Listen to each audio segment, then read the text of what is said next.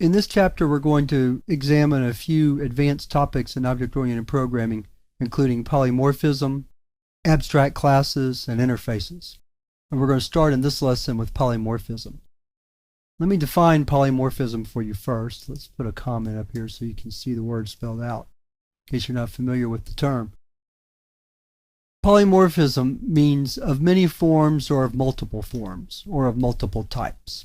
And in the context of object-oriented programming, what that means is that when we have a base and derived class or multiple derived classes from a base, and we have a virtual method, then the compiler can figure out which of the methods to call based on the type of the object that's being presented to it.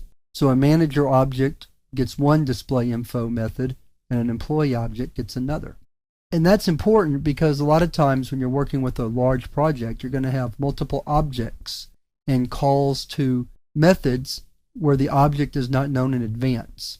And the compiler has to figure it out. And via polymorphism, the compiler can figure out which method to call.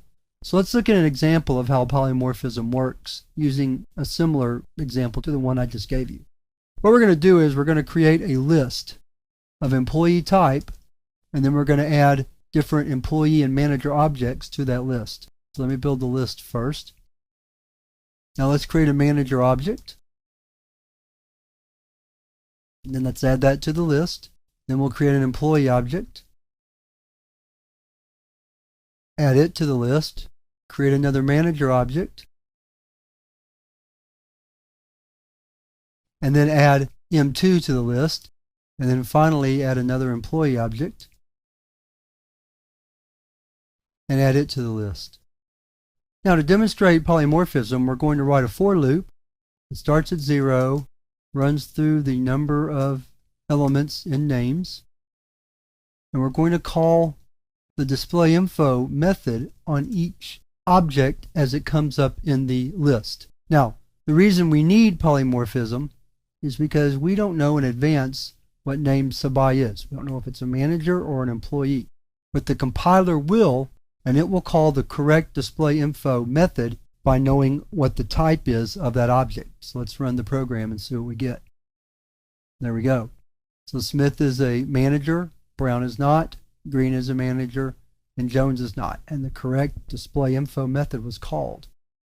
So polymorphism is very important for large projects where you have multiple objects. Imagine a graphics program where you have squares and rectangles and triangles and circles and all these objects. And yet you need them in a collection like a list, and then when you want to perform some operation on them, you want to be able to call a generic or a more general method like display info or maybe draw, for example, a draw method, and have that method be called correctly for the type of object that it's being called for. Polymorphism does that. And that's what we demonstrated in this example. So polymorphism is one of the advanced topics in object-oriented programming. In the next lesson, we're going to look at the next topic, which is abstract classes. And those are classes that we can use as base classes, but are not classes that will actually instantiate. For example, with the shape class, you want to use it as a basis for other types of shapes, like rectangles and triangles, but you would never actually instantiate just a shape. What does that mean? It doesn't mean anything. So you can do that via a concept known as abstract classes, and we're going to look at that in the next lesson.